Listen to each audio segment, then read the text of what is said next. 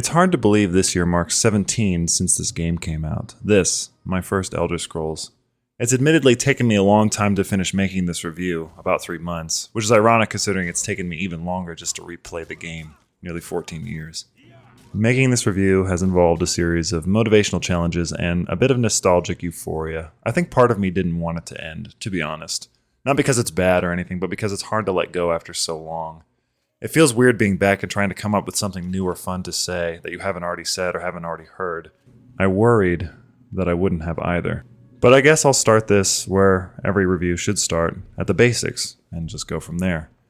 I'm almost positive that I don't need to tell you that Oblivion is an open-world RPG made by Bethesda that changed the very landscape of the genre when it released in March of 2006, but there you go.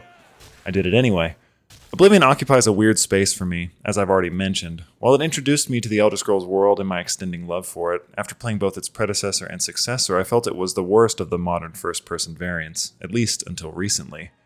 And while I can't and won't say that Oblivion dethroned Morrowind for my favorite Elder Scrolls game, because it didn't, I think there's plenty here to warrant some long overdue praise on my part, and while this review might not go into the nuances of every feature, function, or bug, I will do my best to touch on the things I found noteworthy while playing.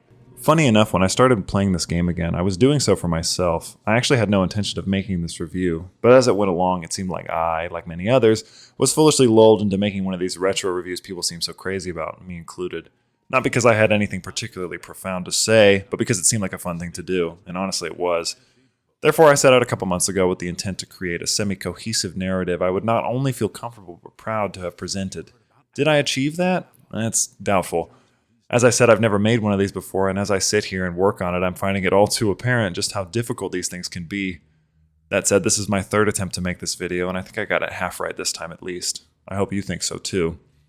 Now, before I begin, I should probably address one rather large elephant in the room, that being that this review uses graphical mods and community patches.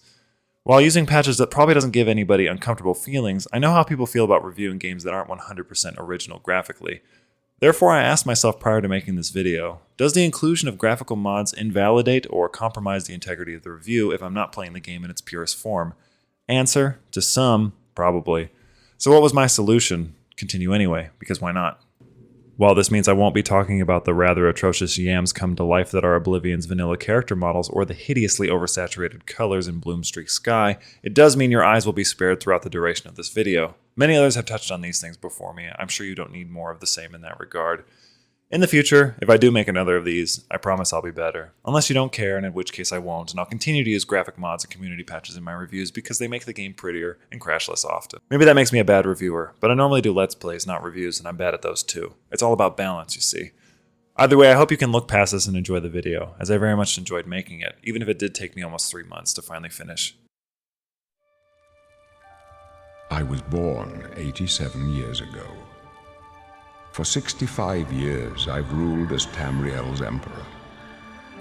But for all these years, I've never been the ruler of my own dreams. I have seen the gates of Oblivion, beyond which no waking eye may see. Behold, in darkness, a doom sweeps the land.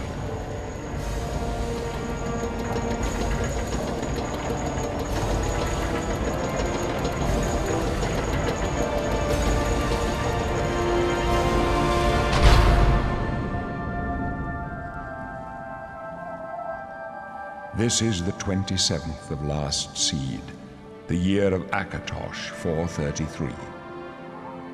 These are the closing days of the Third Era and the final hours of my life.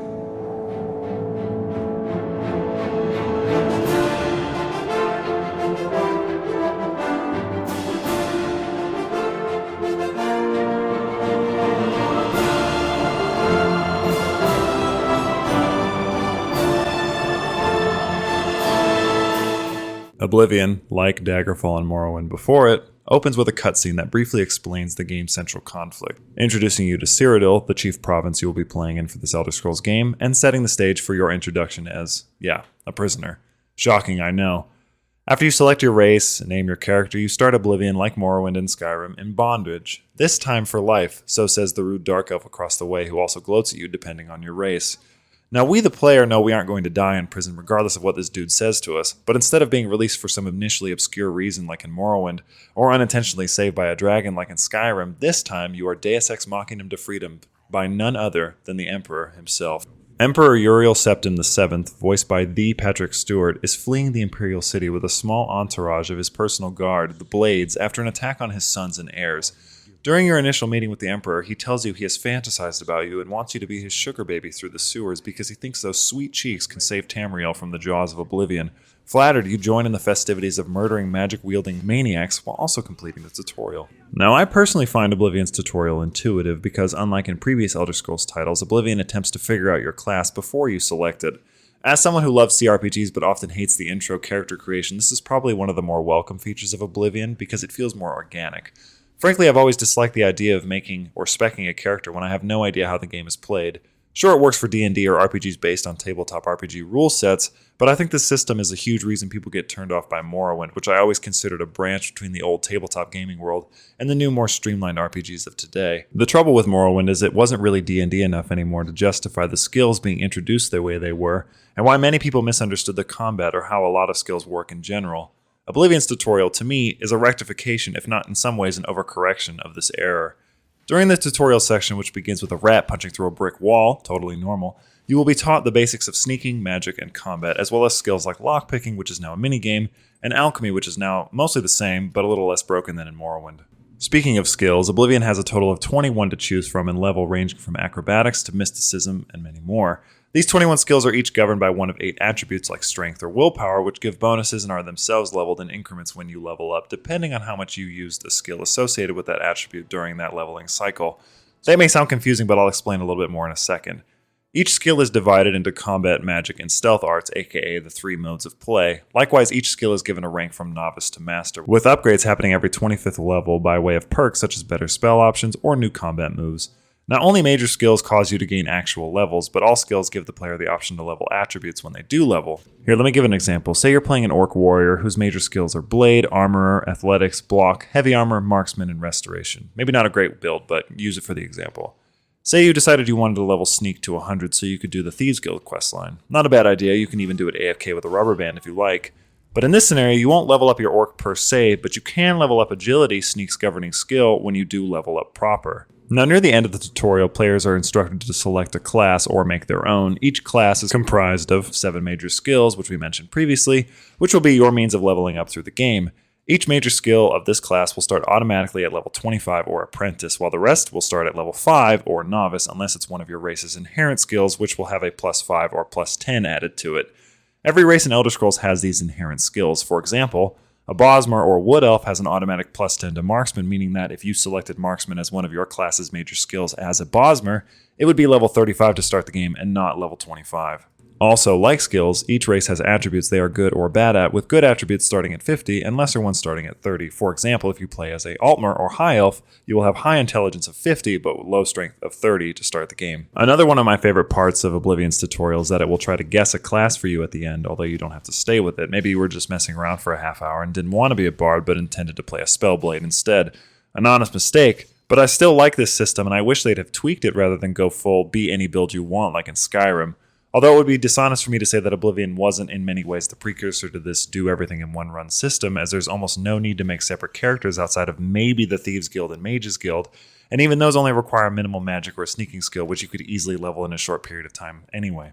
As for combat, which is touched on in the tutorial, it's been revamped from Morrowind, where you now have set damage based on actual hits rather than dice throws based on stats and weapon skill.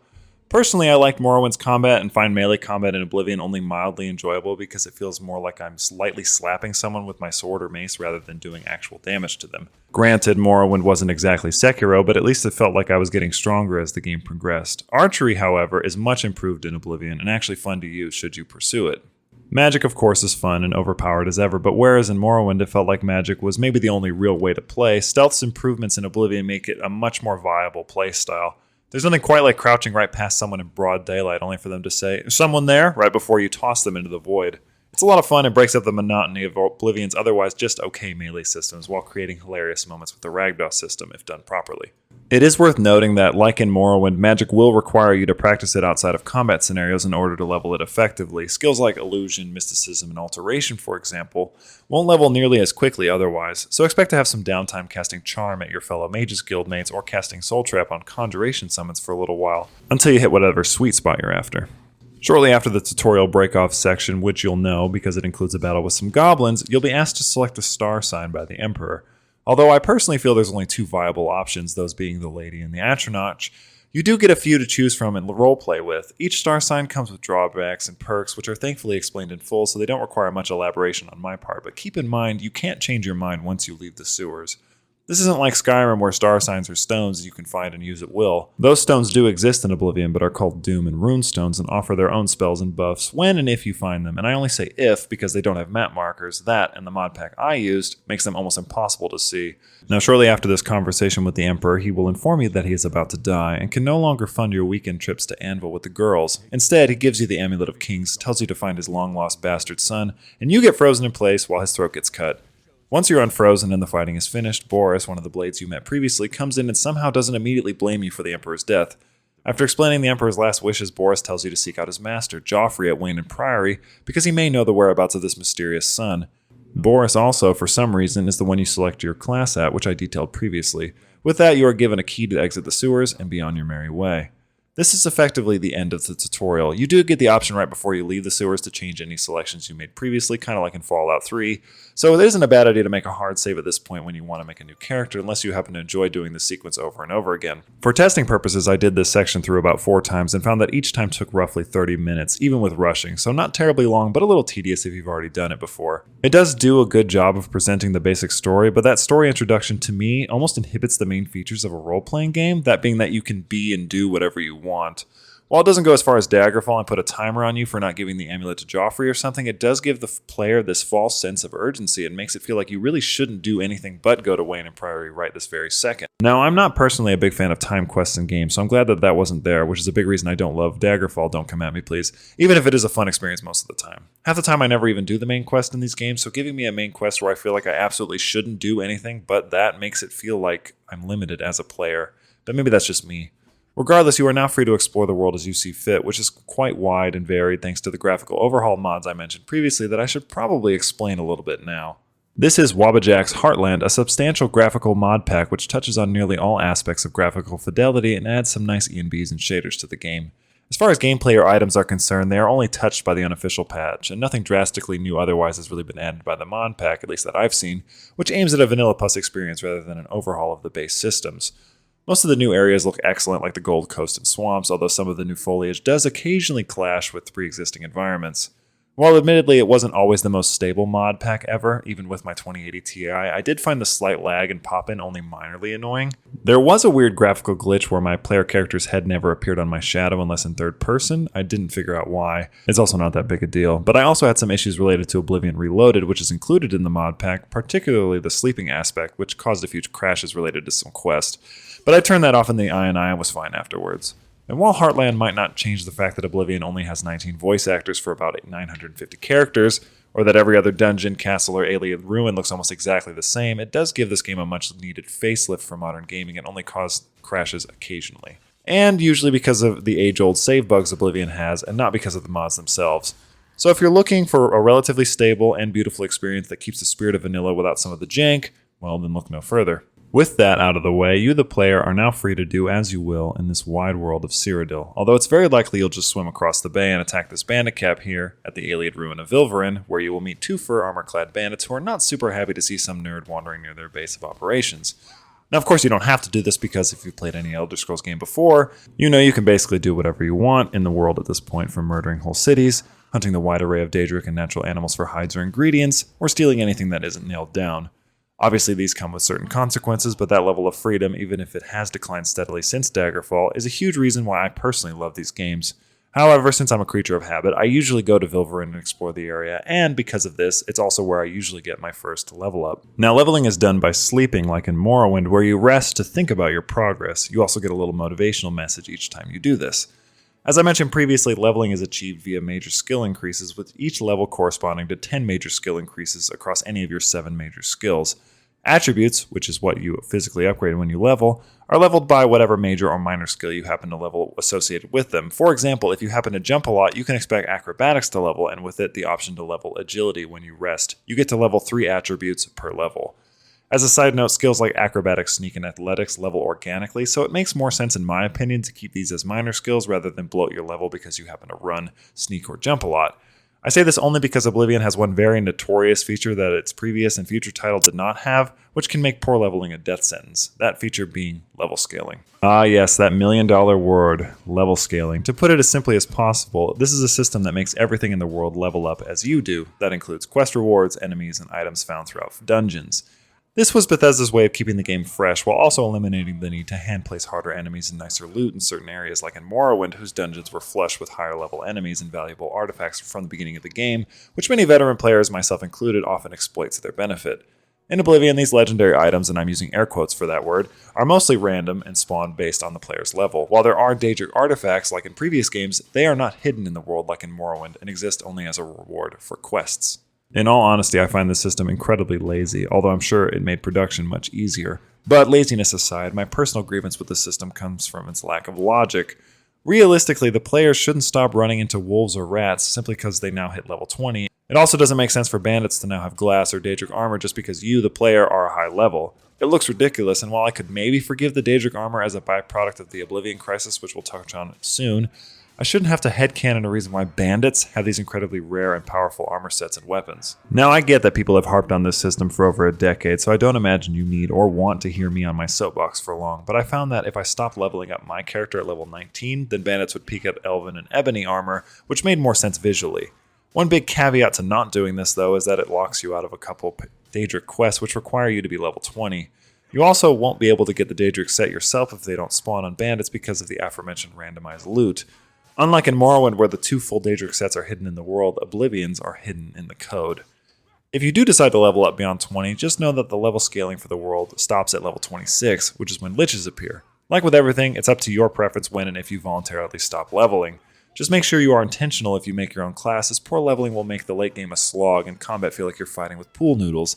I personally didn't run into this issue as much with my mage, as the ability to make your own spells has always been overpowered, but with my orc warrior, the late game started to feel tedious as I had to swing 15 to 20 times just to kill a single enemy. We've spent a lot of time talking about systems and features, but not about doing anything substantial, so let's talk about quests. Whereas Morrowind had 483 quests, Oblivion has about half that at 242, but before you start to thump your chest, my fellow Morrowind chads, Morrowind admittedly has a large quantity of fetch quests, many of which lack detail or character-oriented narratives. This isn't to say quests in Morrowind are bad, but in my opinion the quality in Oblivion by comparison is much better. This coming from someone who also just beat Morrowind again not long ago and still considers it his favorite game.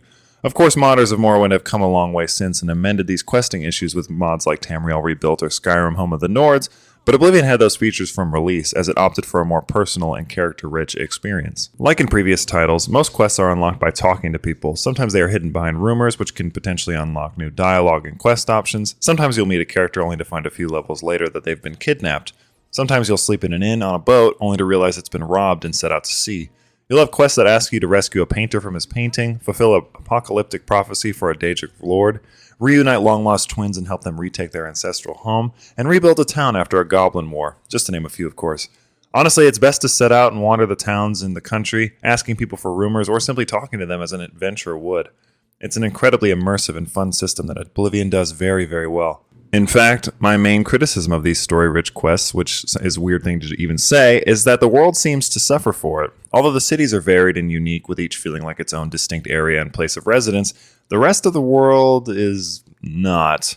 Throughout the game, you will likely find that the world is largely uninteresting to explore outside of questing because a lot of it looks the same or is only slightly varied.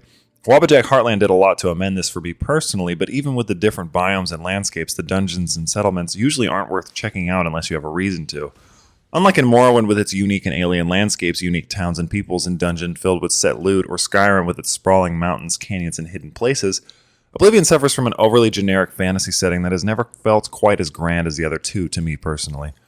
That isn't to say it's bad, but there's very little reason given that most loot is randomized and most locations use the same visual tiles to explore. The people who inhabit the world don't help much to amend this either, and while I could talk about the Radiant AI system or the Persuasion and Disposition minigames, I feel you can probably guess my opinion without me needing to spell it out completely. While I do like the daily pattern and job cycles of NPCs, I don't think it's a stretch to call the dialogue between them awkward and stilted, which is to be expected when it's randomized from a pool of responses. Even if this was revolutionary at the time, today it comes across as incredibly awkward and just weird. Thankfully, you would have two huge side quest hubs to draw from to make the world a little more interesting and lively, those being faction and Daedric quests, which will occupy many hours of your time here in Cyrodiil. Oblivion has 15 Daedric quests, which allow you to obtain powerful artifacts given you meet certain level and item requirements. These range from the Skeleton Key, which allows you to skip the lockpicking minigame almost entirely at level 10, and the Ogma Infinium, which gives plus 10 to 2 attributes and 3 skills provided you've done all 14 of the other Daedric quests prior, and have gotten to the point in the main quest where Martin asks you for a Daedric artifact, and you are level 20. That might sound a bit extensive, but admittedly, some Daedric quests are a little underwhelming, and will simply have you go to a valley and kill a unicorn, but many of them are fun and will allow you to explore the world with a purpose, rather than just dungeon diving in the same-ish looking cave or fortress you saw an hour earlier. For example, Boethia, the Daedric Prince of Plots, has you fight in a tournament where you must fight a champion from each race not your own for a chance to win one of the best weapons in the game, the legendary sword Goldbrand. Likewise, Clavicus Vile's quest is attached to one of the other more famous swords in the series, Umbra. Factions, on the other hand, are probably the most solid way of introducing you to the world and its minor conflicts because you'll largely be shaping them from within. Morrowind suggested you join a faction as part of its main story, but Oblivion simply put most of them in every town so you would stumble on them even if accidentally. Those factions are, in no particular order, the Arena, the Fighters Guild, the Mages Guild, the Thieves Guild, and the Dark Brotherhood. Like in other titles, each faction is designed to correspond to certain characters and playstyles, but as I said before, and unlike in previous titles, it's not really necessary to play across multiple playthroughs as you can easily be the guild leader of all of them if you do it right.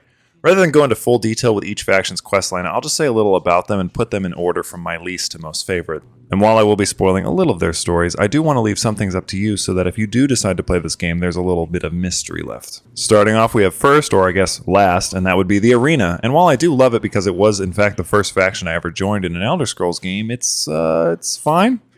Playing through it again, I realized that it really is just fighting in an arena. That might work for some people, but for me, I found that there was almost no characterization of any of your fellow combatants, and you get literally one quest that takes you outside the arena for the entire duration, but it's only to make the final fight easier, and it feels really bad to do, honestly. So much so that it counts as murder. Oof.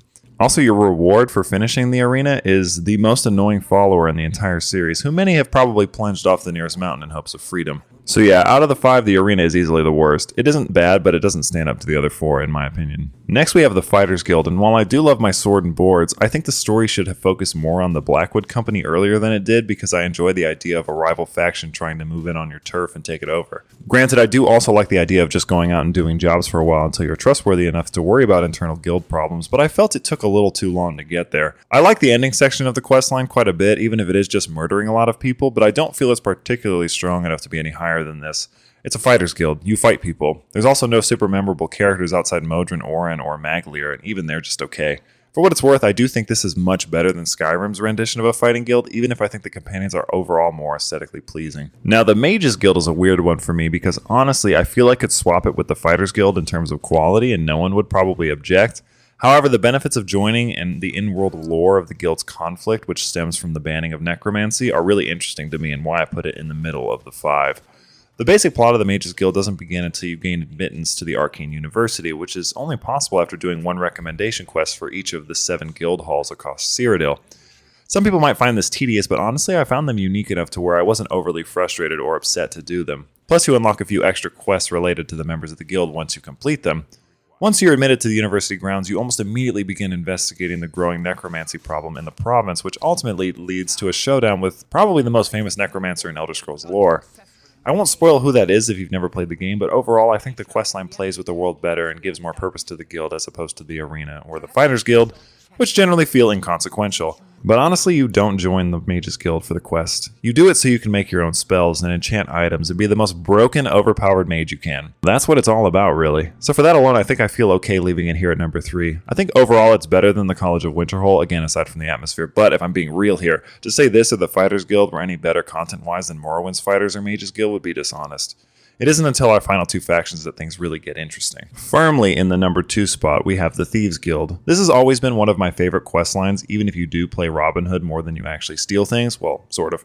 You see, you do get to steal, and it's required in order to unlock special quests from your handlers, or doyen as they're called in the game. Each special stealing quest unlocks at different milestones from 100 to 1,000 gold worth of items sold to your fences. My two biggest gripes with this system are there aren't that many items worth stealing in the world outside of the Imperial City, and you can steal 1,000 gold worth of items in said city in about 5 minutes. I think making the marker a little higher, like 5,000 gold, would have been more challenging, especially if Bethesda had hidden some expensive items deep in each holt's castles or vaults or something. Obviously, this is just spitballing, and I can mostly forgive the low requirement because the intention was good.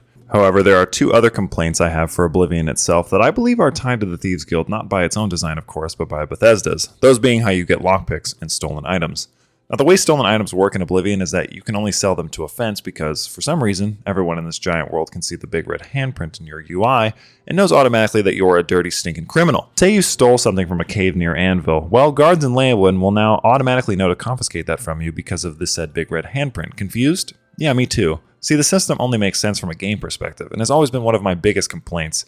Cities barely even talk to one another as it is, and yet I'm expected to believe that everyone would just know the inventory of every store or home in the game and be on the lookout for them?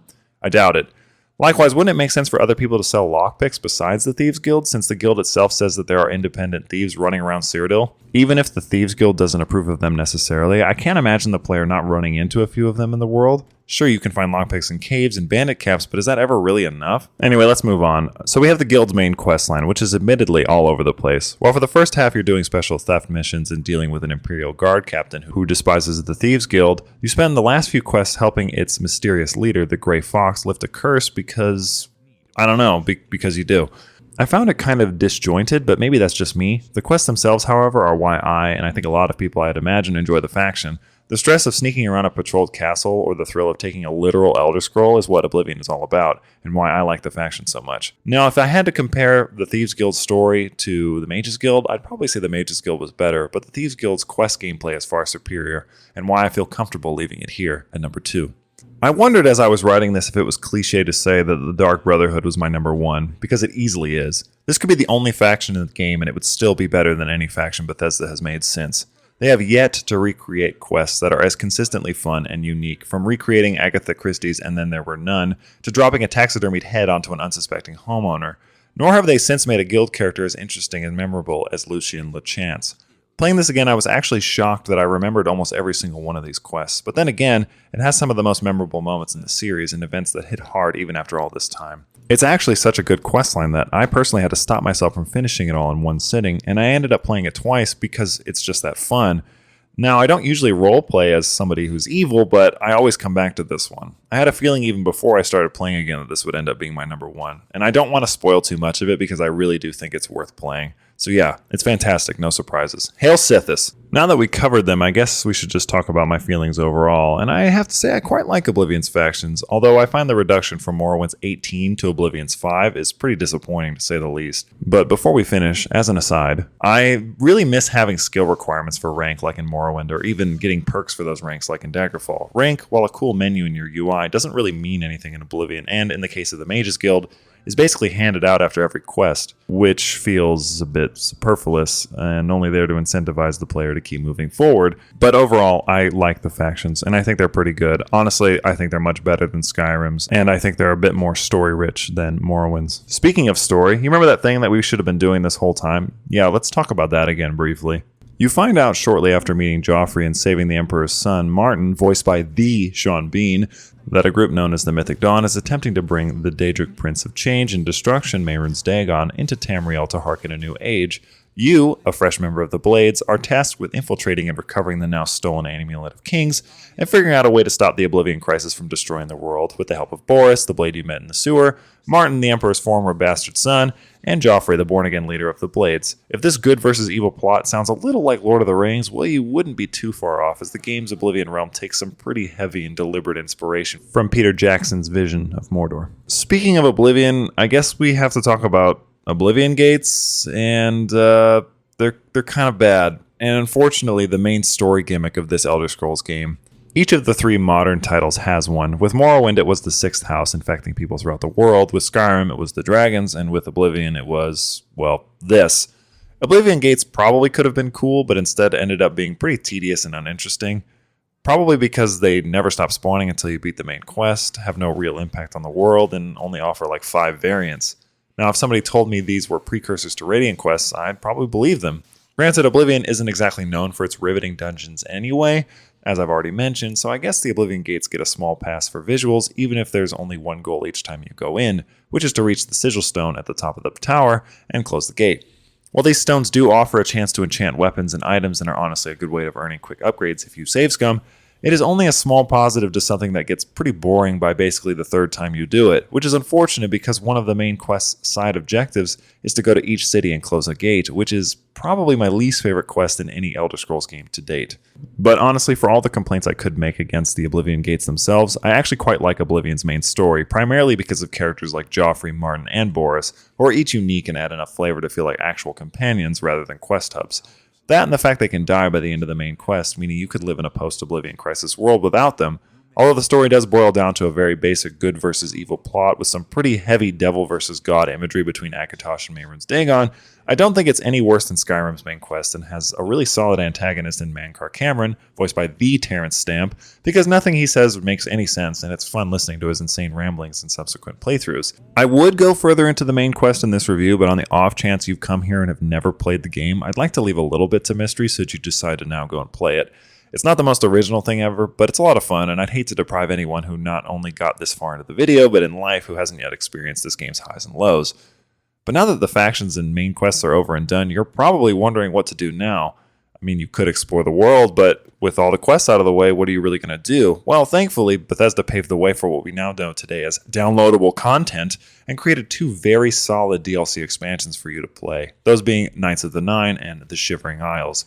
Granted, there are more than just those 2 DLCs in Oblivion, but do you honestly need to guess my thoughts on Horse Armor or Battlethorn Castle at this point?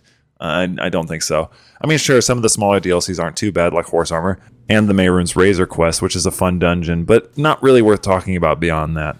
Anyway, let's talk about the 2 DLCs that do matter. I should probably warn that, unlike with the main quest and the factions of the main game, I will be pretty heavily spoiling the plots of the DLCs, as there's no real easy way to talk about them otherwise. And while I won't give away everything or going quest by quest in this sequence, I do think it's best to skip this section if you've never played them. Unless you don't care, and then, do whatever you want. Let's begin with Knights of the Nine, the smaller of the 2 main expansions. Again, rather than go into a long tangent about the entire questline, I'll just give you the key points or summary and my own conclusion. Knights of the Nine centers around an ancient conflict and requires the player gain the favor of the Divines in order to fight on their behalf against the Ayleid Sorcerer King Umaril the Unfeathered. If the name of his race sounds familiar to you, it's because their ruins are scattered all over Cyrodiil. And, can I say this now because I forgot to mention it earlier, the Dwemer ruins in Morrowind and Skyrim, I think, do a much better job conveying their respective lost race than the Ayleid ones. They're hardly even proper dungeons, mostly just trap-filled time sinks, and do little to expand the lore or the ways of life of their respective peoples. You'd think Bethesda, considering what they were capable of in previous games, would have tried a little harder. Instead, they just made caves with slightly cooler tile sets. Anyway, the DLC begins in Anvil, where you are told or have heard that the city's church has been attacked, and a prophet, standing just outside, will shout to the heavens of the coming doom. Speaking to this prophet will direct you to the way shrines of the Divines, where you will pray and receive favor before you are granted an opportunity to retrieve the first artifact for your quest, the helm of the famous crusader Pellinal Whitestrake, the original slayer of Umaril. With helm in hand, you will return to the prophet in Anvil. He will then direct you to go to the Priory of the Nine, where the former Knights of the Nine lived in days of old. Here you will meet with the ghosts of the former knights and fight each of them for the opportunity to join their order. From there, you must retrieve the weapons and arms of the crusader, rebuild the order, and stop Umaril's return. Each quest corresponds to a certain order member and usually revolves around their individual failings, such as the greed of Sir Beric or the wrath of Sir Casimir. Therefore, not only are you rectifying an age-old conflict between man and mare, but you're also healing the wounds of your fellow knights long in need of rest. In the base game, Oblivion hardly talks about the Divines or the religions of the world at all, unlike in Morrowind and Skyrim, which have major conflicts focused on or around religion. Oblivion instead focuses on the Oblivion Gate Crisis or Necromancer so much that it hardly has time for anything else. Therefore, I believe Knights of the Nine was a way to rectify this and put an important religious crisis in the hands of the player, provided they are a specific kind of player. You see, to do this questline, you must abandon your infamy, a disposition given to the player when they do certain quests of an evil or persuasion, include those of the Thieves Guild and the Dark Brotherhood. Most players probably don't even notice this fame and infamy system exists, as it doesn't do much functionally besides maybe affect how people view you personally. Bethesda, however, would rectify this in Fallout 3 with the karma system and in some ways with this DLC. What I'm trying to get at, though, is those role-playing as a more evil character will probably want to avoid this questline entirely. Unless, like me, you don't care, then do whatever you want. The DLC does add a lot of new dialogue to almost every NPC in the world, and people all over Cyrodiil will acknowledge you as a Knight of the Order once you join, which may be annoying if you consider yourself an evildoer, but again, it probably isn't a big deal to most players. Now, personally, I didn't remember liking this DLC very much when I first played it a long time ago, but honestly, it ended up being pretty solid, I think. Conflicts with Umarul's forces crop up more than once as churches are attacked on your way to retrieving certain artifacts, and some characters are killed in the process of retrieving said artifacts for you, which adds tension and danger to the quests. The Crusader armor set is admittedly pretty cool and quite strong, especially if you do the quest early in the game, and I basically didn't take it off my orc for the rest of my time with him. The final battle is also pretty awesome and uses the tight corridors of the Iliad ruins to give it a grander feel like a proper boss raid rather than a typical Bethesda battle. Honestly, it reminded me of the Companions quest where you and Farkas fight off a horde of Draugr, which is, I think, one of the only good points of that faction. For my mages or those who prefer light armor, fear not. It doesn't matter which armor variant you use, heavy or light, because the DLC automatically converts the titular Crusader armor to which you have a higher level in.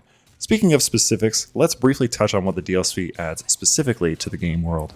With Knights of the Nine, you get 11 new quests, 30 NPCs, 2 creatures, 8 blessings, 4 curses, 5 powers, 8 new locations, and 19 new items. A pretty sizable addition, which will take you anywhere from 4 to 6 hours to complete, at least in my experience. Maybe I took my time with it more than others, but even today I'd have found this a respectable sized DLC, considering as recently as 2016, Bethesda was selling new items for their in-game base building workshops for Fallout 4 as, quote, DLC. Also, if I'm being honest, I think this and Oblivion's much other famous DLC, which we'll talk about shortly, are far superior to either one of Morrowind's major expansions, which, even with mods, I still find pretty tedious and overly difficult, even if Tribunal does expand on the main story. So overall, I think Knights of the Nine is a solid entry into Test's DLC lore, and a bright spot, in my opinion, in comparison to a lot of the other garbage DLCs Bethesda has churned out in the years since. Looking at you, Mothership Zeta. Moving on, I find that, much like for this video, the Shivering Isles works best if done last in your playthrough. Unlike Knights of the Nine, which feels appropriate to do whenever you feel like, Oblivion's famed expansion is a proper conclusion to the hero of Kvatch's story, and as such represents a transition for them from mere mortal to something more. But I'm getting ahead of myself. You see, the DLC all begins with a door. Please, sit. Yes, what can I do for you? I imagine you're here about the door? Yes, you have entered, and now you are here. Amazing. Truly. The Shivering Isles are a world of madness filled with strange and unique enemies, fauna, and landscapes. This madness is divided into lands of mania and dementia, each representing the light and darker sides of madness, which are showcased in their landscape and their respective villages, sections of New Sheoth, which is the main hub of the DLC. But before you get to any of that, you have to actually get to New Sheoth. Haskell, who you will come to know as the Counselor of Sheogorath, informs you upon your first visit that Sheogorath is seeking a champion, but that said champion will have to make their own way to the Mad God in order to undertake his quest.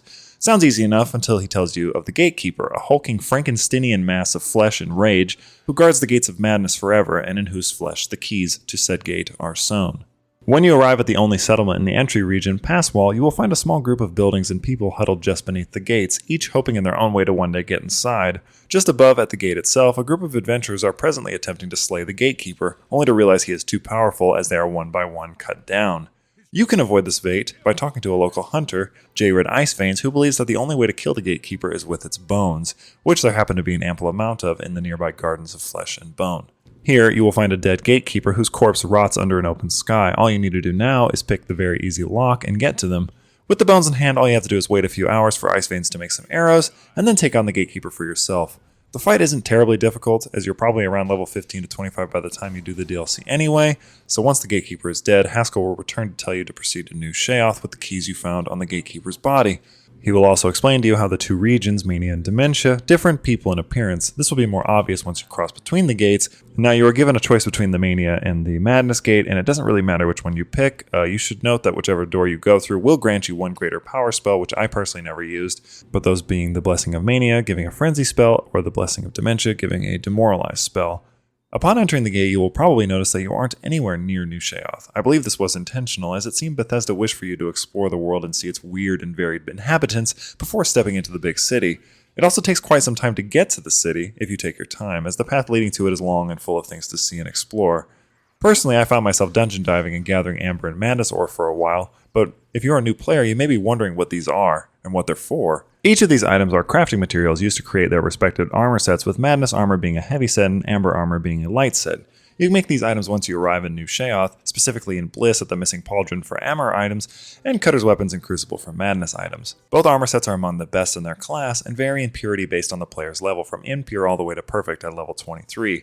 Likewise, you can make weapons from these ores, and in some ruins or on dead enemies, you may find matrices, also known as blueprints for these items, which simply mean you'll be able to create a single enchanted variation, such as a enchanted sword or enchanted boots, but note that these matrices are destroyed upon use. As you approach the main city, you will find non-hostile Daedra known as Dark Seducers or Golden Saints along the road, depending on which side of the map you approach from. These are, to me, a welcome addition from previous titles. Golden Saints in particular were always one of the more powerful summons from Morrowind, and are available again as a summon as a greater power later on in the DLC. Once you're in New Sheoth, you'll probably notice that the people are, well, a little bit off. This isn't surprising considering where we are, but even still, I was pleasantly surprised at the amount of quests and side characters you can interact with in the area. 10 quests in total in the main hub, with a few extras sprinkled throughout the region. Some of my favorite quests include helping a farm of Khajiit recover their thoughts, and lifting the curse on an ancient castle.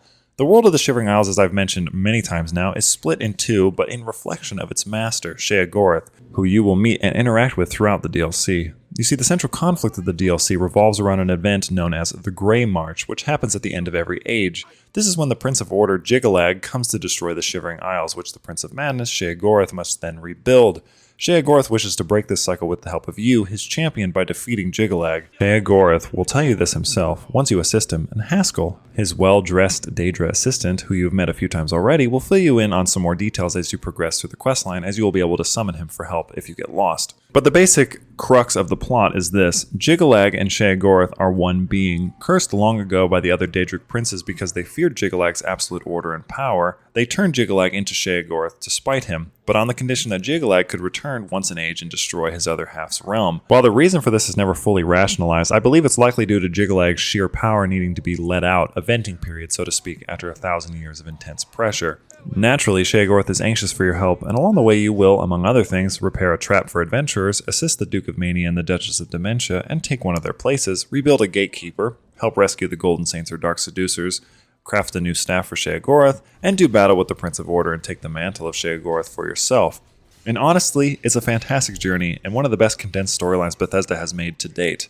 As I completed the DLC again, I found myself wondering why this story was so much more compelling than the main quest of Oblivion, which as I said isn't terrible, but it isn't amazing either. In the Shivering Isles 14 main quests, you have some of the best writing, acting, and questing this series has to offer. Honestly, it's no wonder people still hold the Shivering Isles in such high praise. It is truly a fantastic experience, rivaled today only by companies like From Software and maybe CD Projekt Red in their DLCs for The Witcher 3, Bloodborne, and Dark Souls 3 respectively.